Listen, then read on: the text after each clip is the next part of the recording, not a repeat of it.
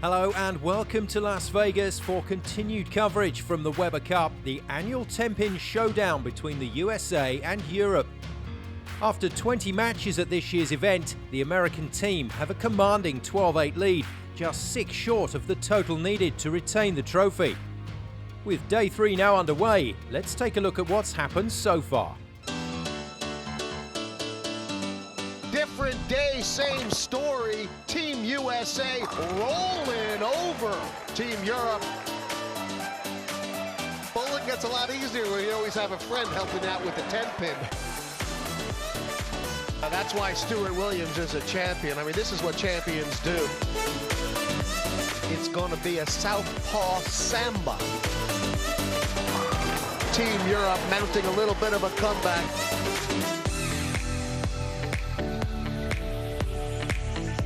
What happened there? It feels like a maelstrom down there.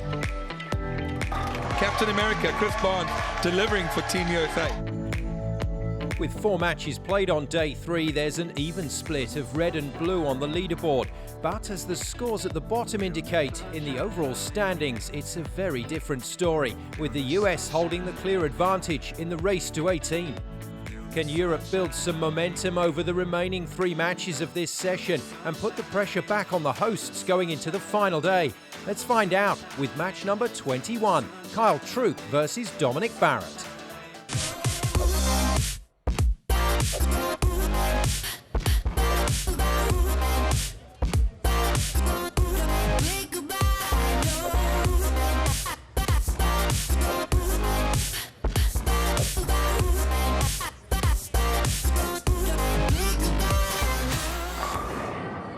Commentary for this one comes from Guy Kaminsky, Chris Barnes and Jesse May. He may be only 5'10" in his bare feet, but you put bowling shoes and the afro on him, he's 20 feet tall in the Weber Cup. And Chris Barnes, as imposing and powerful as Kyle Troup has been in this Weber Cup, these conditions today, this pattern, is he a little bit vulnerable here? I don't know about vulnerable, but this is not probably his best pattern of the ones who we're going to bowl on, and so and that's why we set it up this way. He has one. He's only bowling once today. That saves him for extra matches tomorrow, and that's him and Simo both. And we felt really good about if we could get out of today again, relatively close, or even in this match, we'd be in good shape. And Guy, I mean, like, the Team USA guys, they're all bringing a lot of emotion to this. But when Kyle Troup, from start to finish, he just really brings the crowd along. He's kind of the heart and soul of Team USA in some ways. But absolutely. But Chris, you haven't played him today. So how much feedback do you give him? I mean, before you go in there, because he won't have played on this pattern yet. How much talking do you do with him to say that this is what you see, and what do you think he's going to do? How's he going to attack this lane? No, we had a great practice session this morning. It was very organized. They were here and ready, and so we went through a ball progression. And the first strip and run was tighter. This one's much more like practice session, and so his plan of attack will be very similar to practice session, which is this haywire, and then he has a ball down off of that if they start to pick up too much on the front. So we won't see him jumping left much and trying to hook the lane. He's going to keep it, control the pocket, and keep it pretty straight. Yeah, exactly. Following myself, and then Stu didn't really go away from it much either. He's not going to try and get it outside of 8 down lane. He's not going to play a lot of backhand. He's going to try and push it across the headband with either this. This is too early, then he'll go down to maybe the IQ tour or one of those balls that lets him get to skid without having to move in front of the ball return like what Anthony Simonsen will probably do in the last match. Chris, Dom Barrett struggled in your guys' opening match. You know how tough he is. You know how good adjustments he can make. What do you expect him to do different right here on the oil? Well, the one thing about great players and great versatile players is once they've had a match like that where they've made mistakes, they've eliminated a lot of bad options. And so he'll narrow it down to something that's pretty good here this time around. He'll bowl much better, undoubtedly. Yeah, I mean, we see him quite a bit more left here, Jesse, trying to hook the lane a little bit more, but also with the ball that gets down the lane. Kyle trying to use a bit of ball speed and end over end roll to try and keep it the launch angle pretty straight, Chris. Yeah, and that's just a skill set thing. I mean, Kyle he can throw it as hard as probably any two-hander in the game, and so he would rather have more ball and be firmer than have to be slow and around it.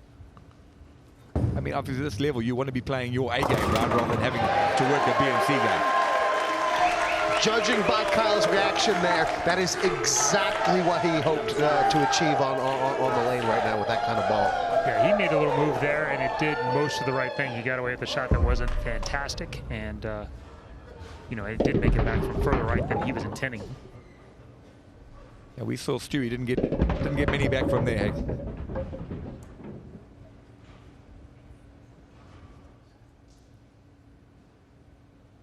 Dominic trying to keep the pace very tough here. Strike one, strike two.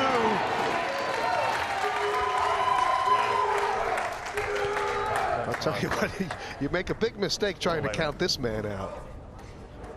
Oh, you'd make a big mistake counting out Team Europe in general. I mean, these guys can all throw.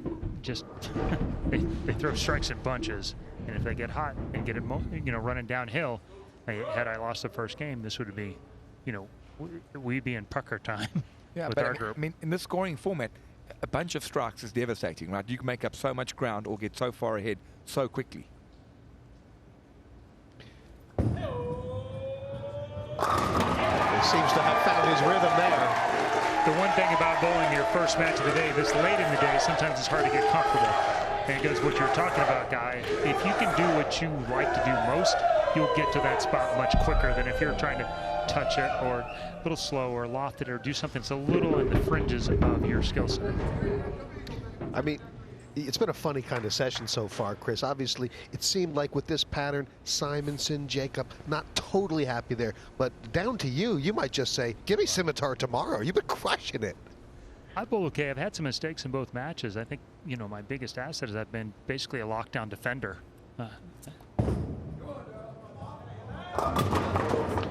We're definitely not hoping you have to make a mark to win a match. That's why I think you said the best defense of a mark is a strike first up, because you flagged a few spares this week. I've gone with a little pitch change in my spare ball that will not be making it past this weekend. It is flying off my hand, and so most all the misses are right. And I got to make some adjustments. It's poor form on all backs to miss this many spares. So with this 40-foot pattern at 3-to-1 ratio, you just can't run inside and get any hold. That's the problem. So we're seeing a lot of balls going through the face and splitting. Well, wasn't far left. The irony is the lane surface does not play great where the most shape is. I think it's almost 4-to-1. It looks like around 10, but the lane doesn't play great there. There's more friction inside of it, and then that part of the lane is flat.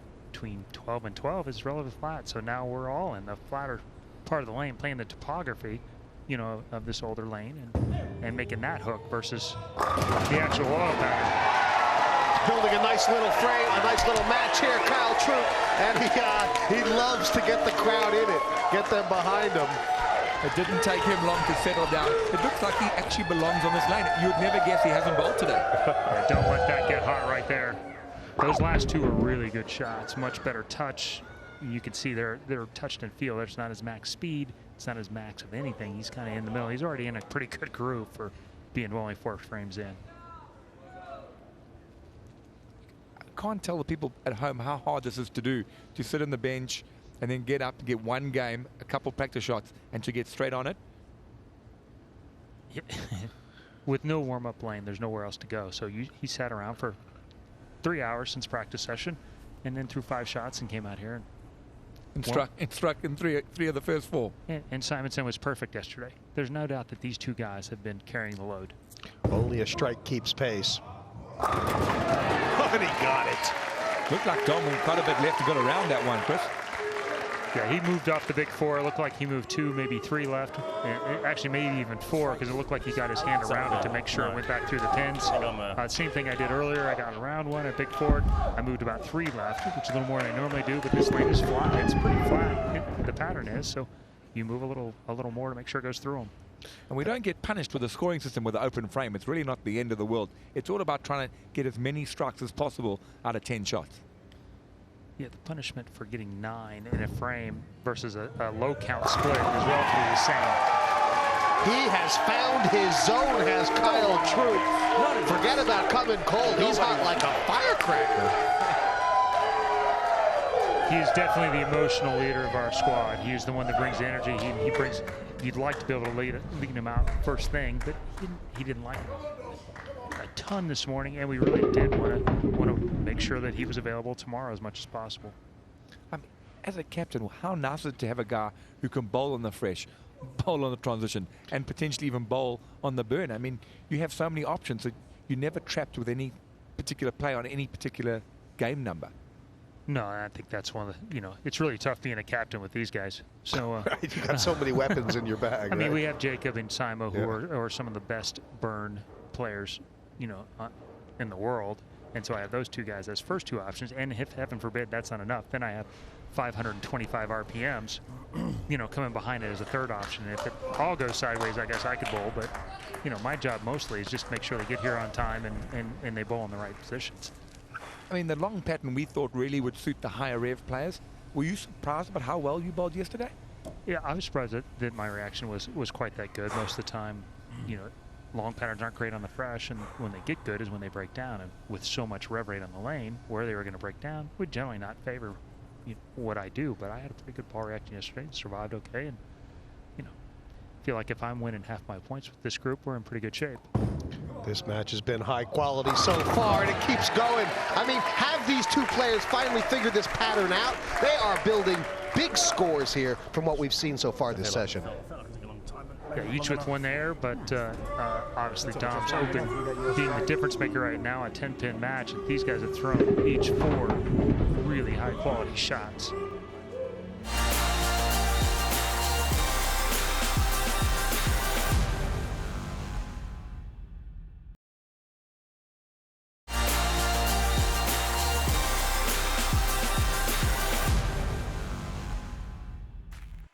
Welcome back to the Weber Cup from Las Vegas, where Kyle Troup for the USA currently holds a slim lead over the European captain Dominic Barrett in their singles match. Guy Kaminsky picks up the play alongside Jesse May and Chris Barnes.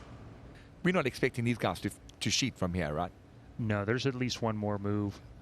They probably have 1 or 2 boards at least of moving with their feet laterally before the end of this game. Oh, no, I don't see too many boards left there. We've seen a guy go over the foul line. Do you think we might see a guy go into the stands before this Weber Cup is over? I hope not. I hope not. Kyle might, but only after a victory. So. Absolutely, he's a firm fan favorite, but actually not the biggest fan favorite, because that's you, Barney. You were surprised being the fan favorite yesterday. I'm not sure anybody was more surprised than me. So.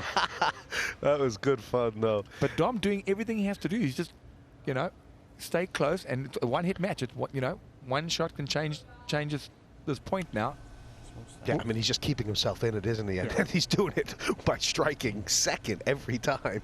Well, like you said, Guy, this pattern has, about 10% less oil, almost 15% less oil than yesterday. It breaks down faster. There is another move coming in here, and if the guys have to keep being in front of it and make the move ahead of time rather than reactively.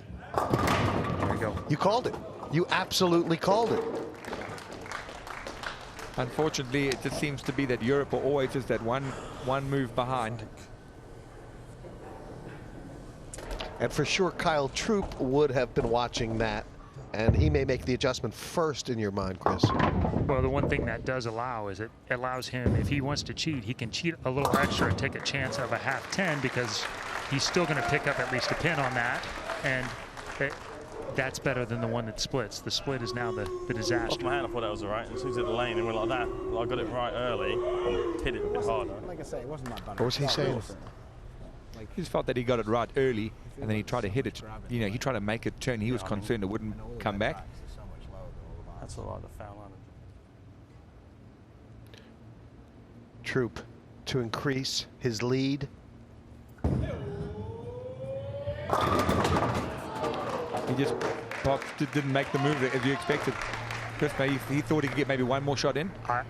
It looked like to me he tried to throw it firmer there and stay in the same spot, and he did, but even then it wasn't enough. So that move left and hit it harder thing, it's so much of what this generation always does. But compensate with power. Well, when you move deeper that the ball's going to naturally finish through the pins a little flatter. So your natural tendency is to try and make it go through the pins. So you move, but you negate the move by what you do with your hand. Yeah, the double negative. engulf the double cross. You set up for the fade and then you hit the draw. Yeah, well, in this case, it's just a net 0. He knows he needs to move one, but he moves the one and then just hooks someone with his hand that makes it hook one more, and so it just nets out as it's still high. Well, the net is if Dominic Barrett can strike here, he is going to tighten this match way up. I anticipate this being a couple more bird move left, and if this shot strikes, we're going to have it on, because now Kyle has to make the next move, and he's going to have to be right.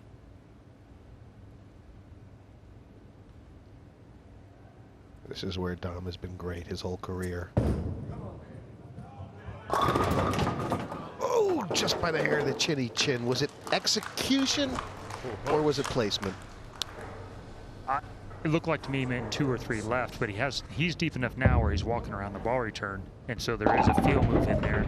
As you walk around the ball return, it naturally takes your speed down a little bit. He got it up in the air and got around it. It still hooked too much. I'm pretty sure he is surprised that went high. Sure. So where to now for him? Is it a ball change? Is it maybe a bit more speed? He barely got that. It feels to me like this lane is breaking down. I mean, anything could happen out there right now. It's breaking down in a hurry. It shouldn't affect the spares much, although it seems that single pins are giving me head fakes. They're moving on you. Yeah, I thought it was going to go left. It turned out it went right. I don't know. It just... Well, we've stopped saying a basic spare conversion every time you go for one, Chris. I've earned that, unfortunately. I feel like I've been a pretty good spare shooter most of my life, but you wouldn't know it by this week. It's been an unmitigated disaster. I'm up there. So if you were down there right now, what would you say to Kyle about this shot? For him, I would move a little bit. Like normally you'd move maybe 1 off a 4-pin. I think Kyle's move normally is 2, and so he's going to move 2, maybe 2.5, you know, a little extra, and be able to be as free and as aggressive as he wants. Unbelievable. There's just no let up from Team USA. He has been so awesome in the singles, Kyle Troup. I mean, he is one scary competitor in this format. Well, and he talks the most of any of our guys, too, which I think makes the Europeans want to beat him, which in some cases is to their advantage, but at other times it makes you press, and it makes you irritated earlier than you should be. And I suppose the same way when Team USA play against you guys want to beat him that little bit extra? Yeah, definitely. Team Europe. Dom must strike now. Yeah, in danger of falling seriously behind. You could see where he slid. Last time was 41. That time the inside of his left foot was on about 43, 44 almost. Even looking from that far back, you could see it was several boards left again.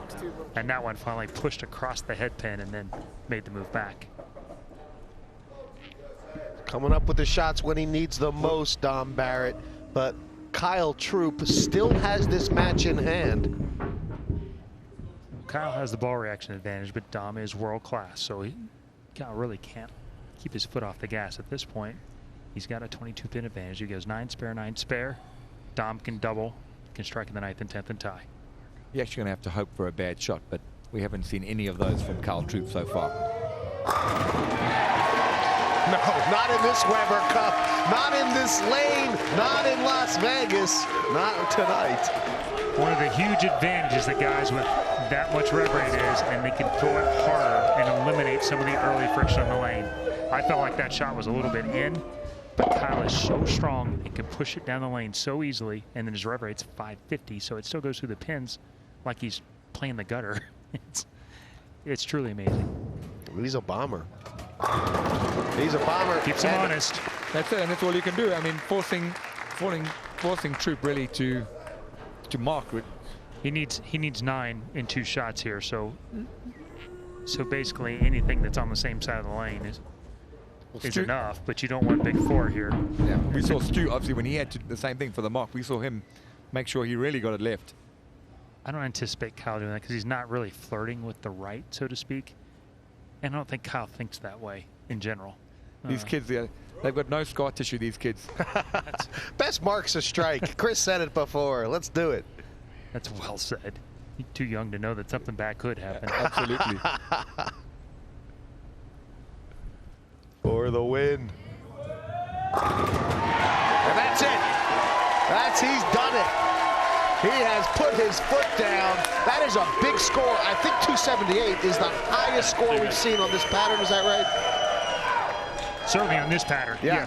Yes, with all the changes that go on, he probably moved 5 boards during the match and still shot 278, 2 misses. I mean, that's awesome, right? Yeah, it's really, really good stuff. I mean, poor Tom here. He's going to end up with a 240 something and a 245, which would have won a couple matches in this session. Pretty decent score. I mean, what is that message that they're telling you there? You're watching Dom, he just rolled his ball, a bit of disgust. I mean, do you think you've got into their minds now, besides on the scoreboard and then mentally? Well, they know what the situation is now. We've picked up a point now in the overall from Menard, so up 5 points. They don't have much room for error. They have to win pretty much out. Is Team Europe running out a lane with Kyle Troup on top? They certainly are. 13-8 right now, a 5-match lead. 18's the magic number, though. Weber Cup continues after the break.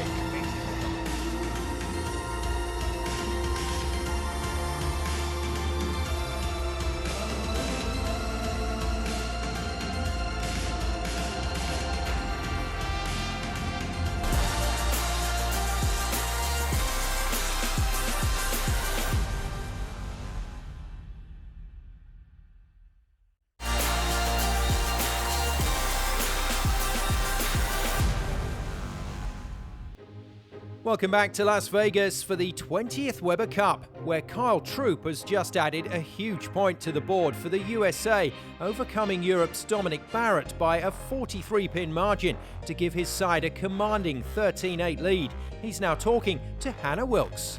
Fresh off the bench as well, the first time we've seen you today. Didn't take you long to warm up, did it? Yeah, I have to thank Anthony Simonsen for some motivation last night, coming off the bench and not missing. And I knew this was a big match for our team. It was 2-2.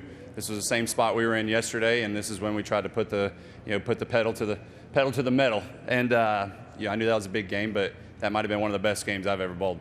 Well, you said that yesterday. After your win yesterday, you said that was a top 5 moment. Have we got another one? Are you really feeling like you're in form this week?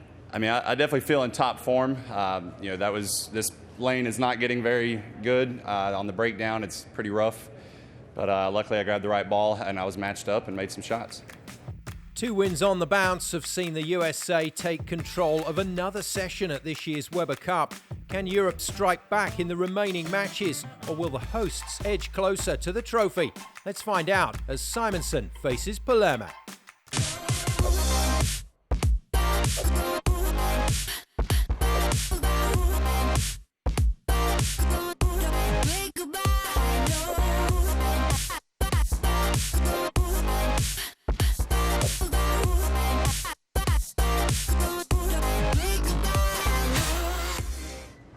Tim Mack, Kyle Troup and Jessie May are in the commentary box for this one.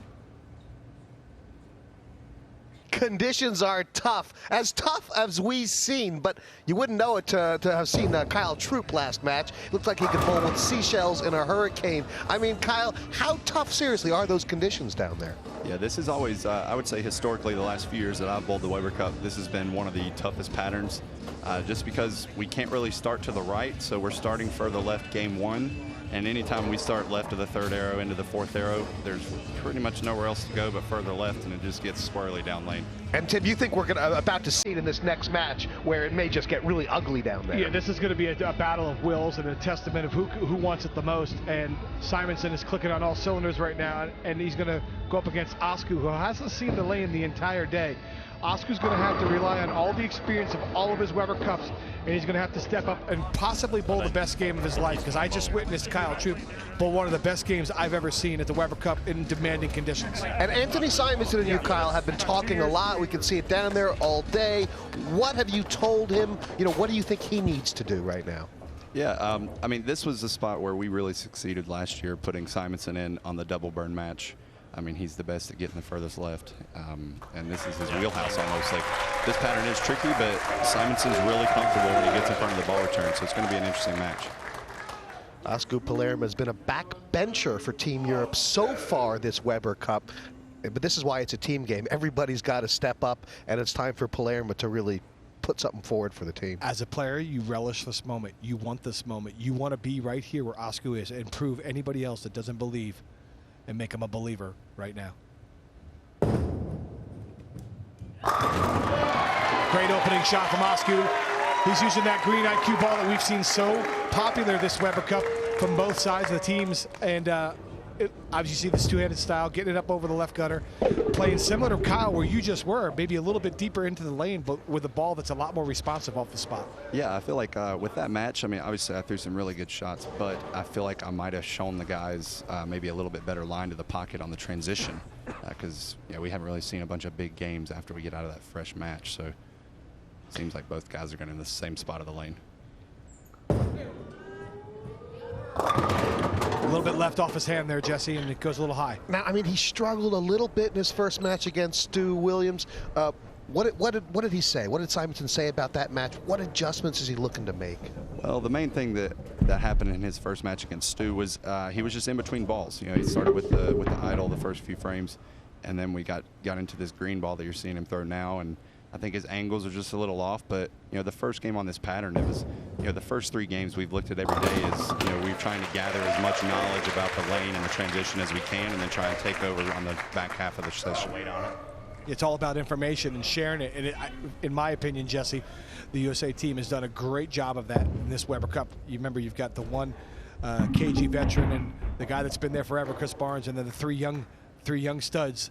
And to be honest, Kyle, I mean, you could really see it end of the session yesterday when you guys hit the perfect game with the Baker. That can only be done, it's been said time and time again, if you guys are just firing together, essentially. Most definitely. That's going to be one of the most memorable moments I've ever experienced, and I didn't even know that was the first one in history.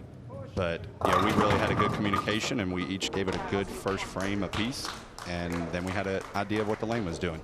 And that's kind of been our goal and the mission of every game. You see what Askew does, the same, almost leaves the identical lead that Simonsen leaves. Over-rotates it, misses left, and you can see Askew, he wants to get the ball further to the right down lane and uses power and his rev rate to create the angle down lane. Both players closing the tricky spare, getting the mark.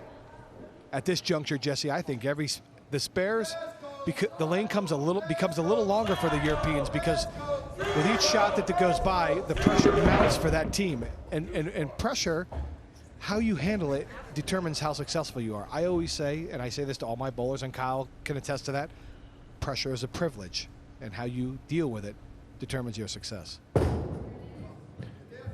Yeah, I mean, look, all the young players, what do they want? They want to be champions. If you want to be a champion, you got to go out and make history. You could kind of see it in Jacob Buttress's face when he took that shot on frame 10 yesterday. He made it. He knew he was making history. Yeah, that couldn't have been any better to have the rookie Jacob come out and throw the 300 for us. He had a couple rough matches at the beginning of the session, but that gave him all the confidence in the world moving forward, and he's going to be coming up on the fresh next match, and I think this is a must-win for Askew here. See if he makes the change and makes the better shot here. Better shot, more aggressive. It's still left, but a little bit more aggressive with the speed. Might have even seen a move left from both guys. I believe Simonsen might have moved again, and I mean, when you 3-6-10, this lane is transitioning literally every 2 frames. Right, you're out on the lane, Kyle, so are you guys cognizant of the fact that are you talking, listen, every 2 frames we see a 4-pin, we go a little high, we're making the move no matter what? Yeah, most definitely, especially in that last match. I moved 4 or 5 boards in 10 frames. That's a lot. Sounds like a lot. I don't know. It was a lot of work. I mean, but this is what makes our team so good, is we have 3 sets of eyes, and some very smart eyes as well. Ooh, almost rolls the 2-pin there. A little aggressive. He's surprised the ball doesn't hook there. We literally are so used to seeing Simonsen strike just about every ball he's thrown this Weber Cup. Gets it up in the air, great on balance, but the ball just doesn't come up the hill. We have seen Kyle on every pattern so far. If you get it a little too far right down lane on this lane, this Weber Cup lane, it doesn't want to recover. Yeah, that's definitely what's making it difficult going forward with the transition in the burn and double burn, is there's not that much hook right. And that match that I bowled, I threw a really strong ball, so it was able to give me a little bit of extra bounce to the right. But well, that's what Chris was saying. He said, well, anytime Kyle just needs to do a little something extra, he just reaches back and puts the little oomph in. You've got that, don't you? Yeah, sometimes we just have to pick it out. The 2-handers are something special, and we've got 4 of them in this event, 2 of them battling right here. And let's see if Askew can capitalize on Simonsen's early uncomfortability right now. He's just uncomfortable. That's left as well. Ooh. Very fortunate to get 9. Yeah. Most of Jesse and most of Osku's misses are going to be left. He's so powerful and so strong that he turns it early and just gets it left off his hand. So yeah, we've seen that a couple times, haven't we? And the key for him is he's got to free up. You know, a free swing is a loose swing, and when you're loose and free, you can get that ball to the right. The ball gets there a lot easier. Right. So when he gets in the zone, is it not got as much hook? Is it just traveling a little faster? I'll let Kyle touch on that. He actually gets a chance to bowl with Osku and bowl with him a lot over the years. What do you think? Yeah, I feel like sometimes Osku just kind of like you were saying, Timmy, just kind of hits it early, or he gets over aggressive. That lane one's tough. We don't see him go light very often, but he can definitely catch on it a little extra. And right now, knowing that his ball's not going to hook from the right, he might be trying to catch it a little harder.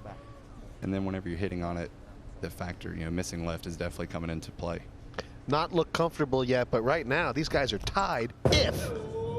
Better shot from Simonsen, Hit on that one a little bit more. Yeah, it looks like he hit up on it a little bit more, or hit through it a little bit more as a two-hander. You guys can obviously do a lot of the same things. See if we can hear what he's saying. Yeah, once he's seen the tube 10, I think his eyes probably lit up because that probably told him, oh, I can just hit it a little harder from here. And that's looked like what happened there. So it looks like he just moves further left and can rotate it a little bit more to get it to come off the spot a little harder. This might be one of the frame of the matches right there because neither guy has really seemed very lined up yet.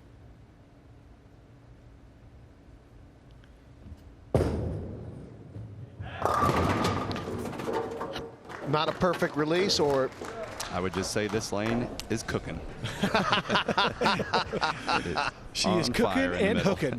Cooking and hooking, huh? And we don't have much more that we can, we can't go much further left just because of the one lane, and that can be a factor as well. I tried in front of the ball return in practice, and I was like, well, luckily I'm never going to bowl the double burn on this pattern because it was quite uncomfortable for me to get that far left knowing the ledge is right there. So does either player then have a ball change on tap perhaps if they can't go any farther left? At this point of the game, I think it's just going to be, it's going to come down to shot making. Okay. There's not really a ball that's going to give you the 9 strike a game look. It's got to come from within.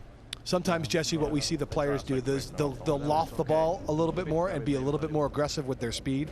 So you'll see loft and speed. The key when they loft those, you don't want to loft it up in the air. You want to loft it parallel with the lane. When you loft it parallel with the lane, the ball will get down the lane a lot easier. When you loft it up in the air, Jesse, it wants to hit the lane and then change direction really hard. And that's one of the best things. That's Simonsen's good at that. Yeah. He's one of the best at lofting it. And that's a good one. Up the lane. That's a good one. Oh, he might have found his zone. And a little bit of a fist pump there, too. Feeling good. Some momentum swing right there. This Weber Cup is all about momentum, and a big double on a toasted lane right now. That was a huge double by Anthony Simonsen. He's really put the heat on. As you can see, Simonsen lofts it with the lane. Perfect balance. Everything's underneath him, and he loves every bit of it.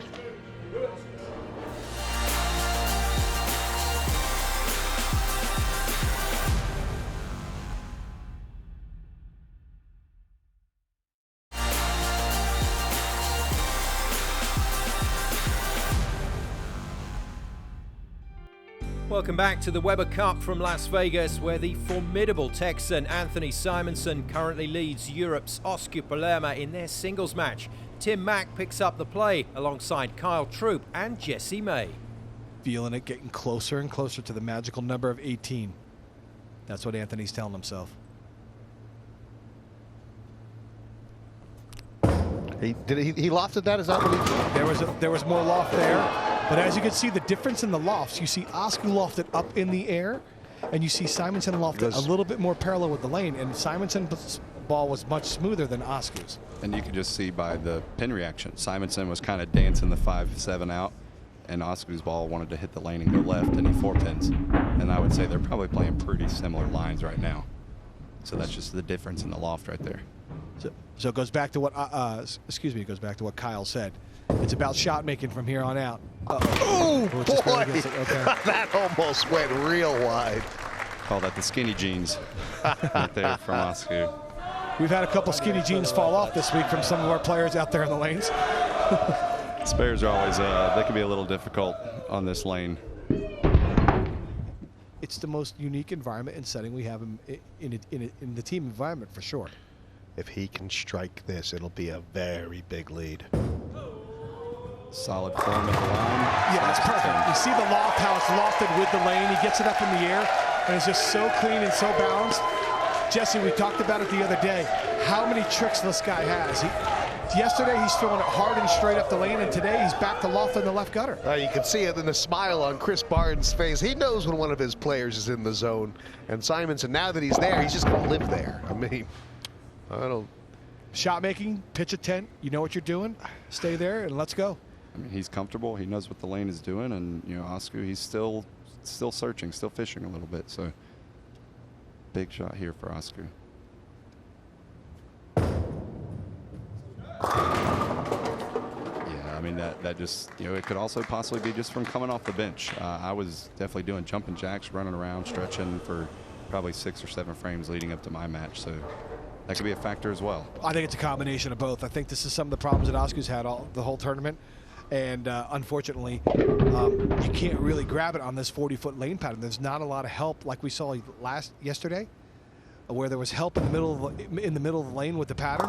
Today, there's no help with the oil in the middle of the pattern. And that's why we've seen some of the scores be a lot lower as well. Palerma's doing enough to stay in touch, but really, unless Simonsen blinks, this match is going USA. And Simonsen does not look like he wants to blink. And one quick thing that I wanted to touch on that Timmy just made a point that our team has been talking about all week. This lane seems very sensitive to either like more surface on the bowling ball or when you hit on it, when you catch it at the bottom. Okay. On every pattern, the ball seems to be hooking, and it might, you know, the lane surface hooks a little bit more. And so it's very sensitive to the touch. And there's a perfect example of it. You see Anthony for the first time in the last 3 shots. He gets the ball up in the air a lot more on that shot. And did you see how hard it hooked off the spot, Jesse? You see how it transitioned a lot harder. Watch this one. It's got a little bit more loft, and it just changes direction a lot harder off the lane. It really does. I mean, it's dancing down there. And whenever he lofts it up versus out, it changes direction harder because it picks up a little bit sooner as well. Correct. Because he's hitting on it. Correct. And he's more parallel with the lane. It's cleaner through the front and allows to just skip that little hook zone that Askew's ball is seeing just about every frame. Right. This is a must-strike situation for Askew. If he doesn't strike here, it's really gonna put him to the screws and behind the 8 ball.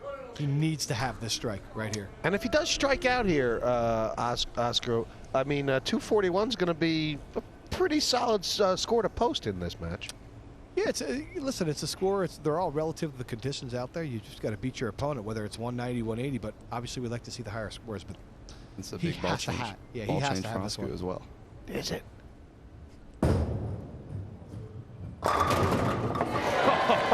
Well, he did it at the right time. That was a little bit of an awkward one, wasn't it? Yeah, but that has been the common theme for Askew so far in this event. I've definitely been keeping count of the Brooklyns just for a personal thing. I think that's 5 or 6, but yeah, this lane is tough. I feel like there have been so many of those, what you call the Brooklyns, that there has to be another term for a little bit farther out. I'm not sure what it is. Might have to term up a Weber Cup Brooklyn before the end of the week. Hashtag Weber Cup Brooklyn. There we go. See how that was in the lane a lot quicker, and it got there easily. That wasn't as lofted as much.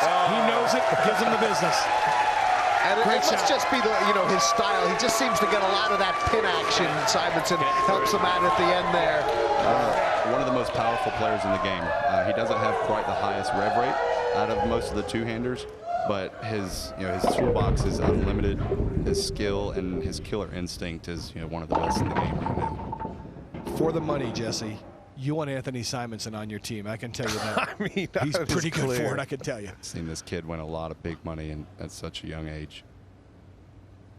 Oscar's trying to walk in front of the ball return and then throw it up in the air. That's what he's trying to do. So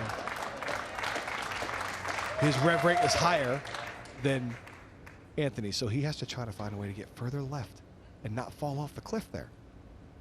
Don't end up in the front row.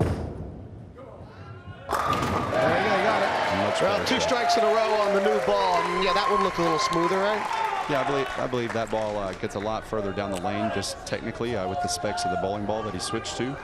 And so, with that, I think he knows that, hey, this ball's going to get a little bit further down the lane, moved a little bit further left. Now you see him finally splitting the 8-9. That was one of his best shots of the tournament, actually, when it was needed. So, is it too little too late, though, He's going to need some help from Simonsen. Simonsen's going to have to help him, and I just don't see that happening right now. Anthony's got striker 9 every ball. 9 spare gets the W for the USA. He might let him know if he strikes here, though. Yeah, this might be some emotion.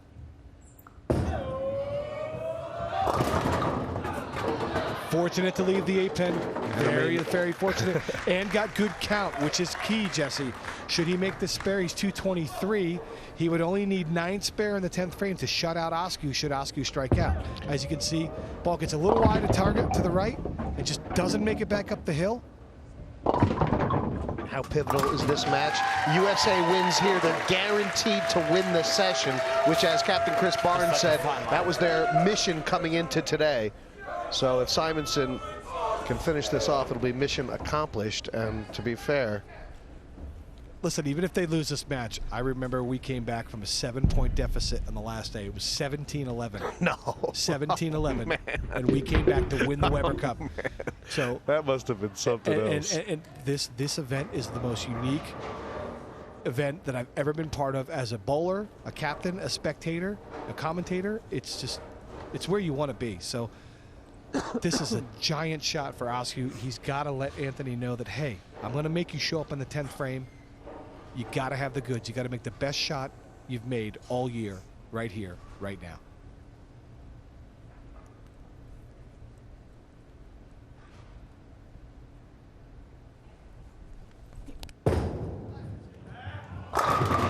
Oh! That is very unfortunate. That was a very good shot from Askew. And he made a great shot.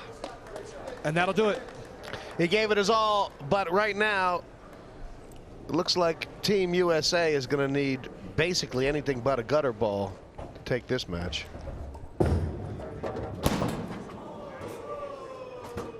Anybody get the speed on that spare shot? I don't know. And that's it. Simonsen gets the job done. For the win. Yeah. Home crowd has been great this year for the Americans. First time ever, Las Vegas, Mandalay Bay on American soil with the Weber Cup. And they've been supporting the Americans incredible all week. It has been great to see the USA crowd. He gets it for the end. That's what the crowd wanted. Team USA really delivering here in Las Vegas. It is a 6-point lead. They've been awesome. Great performance out there. Tricky conditions, aren't they, on this lane? Yeah, this pattern's been fairly difficult on this lane surface. That match had a feeling the scores were going to not be too high. I knew if I come out and make 10 quality shots, that it should take me to the win. Looking at the way a few of the pins have fallen for you over the last couple of days, I think you've got the luck of Vegas on your side, haven't you? Especially when it comes to that number 10 pin. Yeah, good ball roll and just matching up allows you to have, gives you that much more room down the lane and getting your ball to go through the pin. So, I think it's coming off my hand well, which is giving, letting it be forgiving down the lane. 14-8, you lead it now to the USA team. That's a big gap you've built up there.